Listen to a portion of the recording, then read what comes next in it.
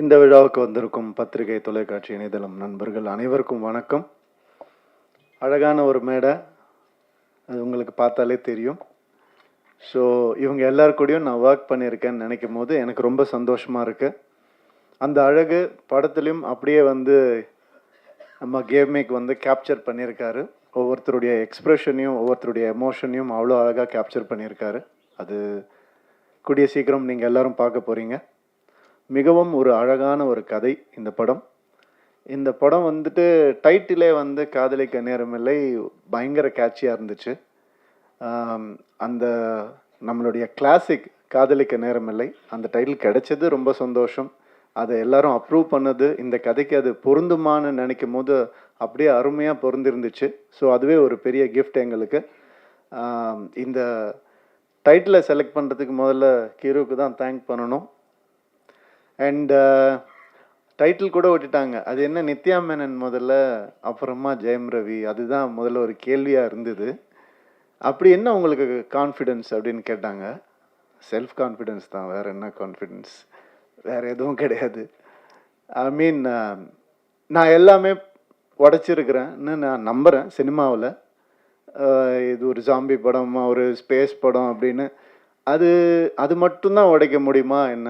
இதையும் உடைப்போம் தான் நம்ம எல்லாரும் பேசி உடைச்சோம். அது நான் வந்து இந்த மேடையில் தான் அதை நான் சொல்ல முடியும். எவ்வளோ பேர் எப்படியோ ட்விஸ்ட் பண்ணிலாம் கேட்டு பார்த்தாங்க. உண்மை இது தான். அண்ட் இந்த ஒரு விஷயம் மாறி இருக்கு அப்படின்னு நினைக்கும் போது எனக்கு பர்சனலாக ஆஸ் அ ஹியூமனாக, ஆக்டர்லாம் விட்டுருங்க, ஆஸ் அ ஹியூமனாக எனக்கு ரொம்ப சந்தோஷமாக இருக்குது. இது வந்து நான் ஷாருக் கான் சார்கிட்டேருந்து தான் காப்பி அடித்தேன். அவர் தான் அவர் கம்பெனியில் முதல்ல ஹீரோயின் பேர் போடணும்னு ஆசைப்பட்டார். அதே மாதிரி நான் எப்போல்லாம் பெண் இயக்குனர்களோட நான் வந்து நடிக்கிறேனோ, அப்போ ஒர்க் பண்ணுறனோ, அப்போ எல்லாம் இந்த மாதிரி பண்ணணும்னு நான் நினச்சிட்ருக்கேன். அதுக்கு சப்போர்ட் பண்ணவங்க எல்லாருக்கும், என் ஃபேன்ஸுக்கு எல்லாருக்குமே ரொம்ப ரொம்ப நன்றி. உண்மை என்னென்னா, இது ஒரு மாயையை பெண் ஆணுன்னு நம்ம க்ரியேட் பண்ணி வச்சுருக்கோம். பெண் இல்லாமல் ஆணுக்கு அர்த்தம் இல்லை, ஆண் இல்லாமல் பெண்ணுக்கும் அர்த்தம் இல்லை. இதுதான் உண்மை. இதே மாதிரி தான் எல்லாமே. பிளாக் ஒயிட் எது எடுத்துக்கிட்டாலும் அந்த ஆப்போசிட் மீனிங் இருந்தால் மட்டும்தான் அது மீனிங்காகவே ஃபார்ம் ஆகும். ஸோ அந்த ஒரு வகையில் வந்துட்டு ரொம்ப நல்ல விஷயம் நடந்திருக்குன்னு நான் நினைக்கிறேன். அண்ட் எனக்கு இப்போது எல்லாரை பற்றியும் பேசியிருக்கேன், நிறைய பேசியிருக்கேன். என்னை பற்றி கொஞ்சம் பேசலான்னு இன்றைக்கி ஒரு முடிவுக்கு வந்துருக்கிறேன். யாரும் தப்பாக எடுத்துக்க வேண்டாம். இந்த நேரத்தை அதுக்கு யூஸ் பண்ணலான்னு. ஏன்னா என்னுடைய கெரியர்லேயோ லைஃப்லேயும் இது ஒரு முக்கியமான டைமாக நான் பார்க்குறேன். அதனால இந்த முடிவை நான் எடுத்தேன். அதுக்கு சப்போர்ட் பண்ணுவீங்க நம்புகிறேன். ஒரு தம்ஸ் அப் காமிச்சிங்கன்னா நல்லாயிருக்கும். Okay, thank you. Thank you sir. இந்த நிறைய அதான் அவங்க நம்ம உங்கள் பேர் தெரியல எனக்கு, சாரி. சப்னா சொன்ன மாதிரி வந்துட்டு வெற்றி வந்தாலும் தோல்வி வந்தாலும் ஒரே மாதிரி இருக்கேன் அப்படிங்கிறதுக்கு என்ன காரணம்னா, இப்போ நான் சொன்ன ஆண் பெண் தான். வெற்றி இல்லாமல் தோல்வியும் இல்லை, தோல்வி இல்லாமல் வெற்றியும் இல்லை. எனக்கு வந்துட்டு ஒரு 2014 இந்த மாதிரி கொஞ்சம் ஒரு தோல்வியான ஒரு டைம் இருந்தது. 3 வருஷம் ஒரே படம் பண்ணேன். அதுக்கப்புறம் என்னால் ஒரு இன்டர்வியூ கூட கொடுக்க முடியல. ஏன்னா ஒரு லுக் இருந்தது, அந்த ஒரு மாயையில் என்னை அப்படியே வச்சுருந்தாங்க. அதுக்கப்புறம் எனக்கு ஒரு மாதிரி கொஞ்சம் கஷ்டமாக இருந்தது. என்னடா இப்படி இருக்கேன்னு, படமும் சரியாக போகல, தோல்வி அடைஞ்சுது. ஸோ அப்போ நான் யோசித்தேன், நான் ஏதாவது தப்பு பண்ணியிருக்கேனா அப்படின்னு யோசித்தேன். நான் தப்பாக நடிச்சிருக்கேனா, நான் வந்துட்டு தப்பான கதை செலக்ட் பண்ணேனா, நான் அப்படி யோசிக்கும் போது என் சைட்லேருந்து எந்த ஒரு தப்பும் எனக்கு தோணலை. அப்புறம் நம்ம எதுக்கு தோண்டு போனோம், உன் சைடில் தப்பு இல்லாதப்ப.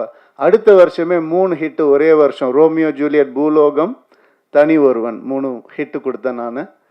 அது வந்துட்டு ஏன் அப்படின்னா அந்த ரியலைசேஷன் தான். வெற்றிக்கும் தோல்விக்கும் பெரிய டிஃப்ரென்ஸ் இல்லை. ஒருத்தர் தோற்று போய் துவண்டு போய் கீழே விழுந்துட்டாங்கன்னா அவர் தோல்வி அடைஞ்சவர்னு சொல்கிறோம். அது கிடையாது. அவர் திருப்பி எந்திரிக்காமல் இருந்தால் தான் அவர் தோல்வி அடைஞ்சவர். திருப்பி எந்திரிச்சிட்டாருன்னா அவர் தோல்வியே கிடையாது. இந்த வருஷம் நான் திருப்பி எந்திரிப்பேன்னு சொல்ல வரேன், வேற ஒன்றும் இல்லை. Thank you so much.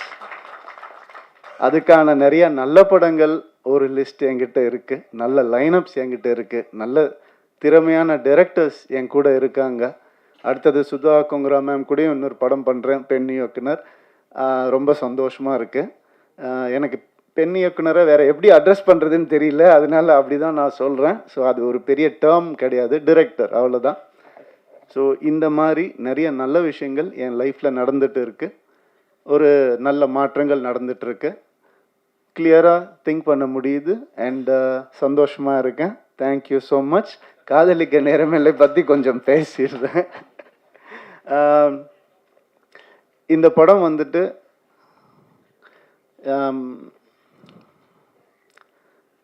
Balachander sir எப்படி அவருடைய ஈரால நிறைய விஷயங்களை உடைச்சு புதுசாக எந்த நெருடலும் இல்லாமல் காமிச்சாரோ அந்த மாதிரி கிரு வந்துட்டு இந்த படத்தை ஆஸ் அ ஃபீமேலாக அவங்க பண்ணியிருக்காங்க. அவங்களுக்கு பாலச்சந்தர் சாருக்கு கிடைச்ச அந்த பேர் இந்த படத்து மூலமா கிடைக்கணும்னு நான் மனசார வேண்டிக்கிறேன். அண்ட் இந்த படம் பல உண்மைகளை வெளிக்கொண்டு வந்திருக்கு. உண்மைகள்லாம் ஒளிச்சு வச்ச உண்மைகள் கூட கிடையாது, நம்ம ஏற்றுக்க முடியாத உண்மைகளை வந்துட்டு வெளிக்கொண்டு வந்திருக்கு. அண்ட் இந்த படம் இந்த ஜென்ஸி அப்படிலாம் நம்ம சொல்கிறோம் இல்லையா, அது வேறு வழி இல்லை சார், நம்ம மாறி தான் ஆகணும். நீங்கள் வந்து பேப்பரும் பேனாவும் சில வருஷம் முன்னாடி பிடிச்சிட்டு உட்காந்துருந்தீங்க, இப்போ கேமராவை கையில் பிடிச்சிட்டு உட்காந்துருக்கிறீங்க. அந்த மாதிரி இந்த படம் சில மாற்றங்களை கொண்டு வரும். அது ரொம்ப நவீனமாக இருக்கும், ரொம்ப மாடர்னாக கண்டிப்பாக இருக்கும். அந்த சில கான்செப்ட்ஸ் வந்துட்டு சொல்கிறது வந்து மிக தைரியம் வேணும். எப்படி வந்துட்டு கிரு வந்துட்டு ஒரு டயலாக், அதாவது உங்கள் எல்லாத்தையும் வந்து உங்களுடைய எல்லா பிரச்சனையும் வந்துட்டு ஃபெமினிஸ்ட் ஆங்கிளில் திணிக்காதீங்கன்னு ஒரு ஃபீமேல் டைரக்டர் சொல்லும் போது அதுக்கான வேல்யூ வந்துட்டு 100 மடங்கு அதிகமாகுது. ஸோ அதனால இந்த மாதிரி விஷயங்களை பேலன்ஸாக சொல்லியிருக்கிற ஒரு படம் காதலிக்க நேரமில்லை. நிறைய வேல்யூஸை வந்துட்டு புதுசாக சொல்லியிருக்கக்கூடிய ஒரு படம். நம்ம எப்போவுமே நம்ம லைஃப்பில் சினிமா ஒரு பார்ட், அதை யாராலையும் மறுக்கவே முடியாது. அம்மா அப்பா சொல்லி கொடுக்காத சில விஷயங்களை கூட சினிமா சொல்லி கொடுக்கும்ன்ற நம்பிக்கையில் தான் நான் சினிமாக்குள்ளே வந்தேன். அந்த மாதிரி இந்த ஜென்ரேஷனுக்கு சொல்லி கொடுக்க முடியாத, பேச முடியாத சில விஷயங்களை ரொம்ப அழகாக டீல் பண்ணியிருக்காங்க.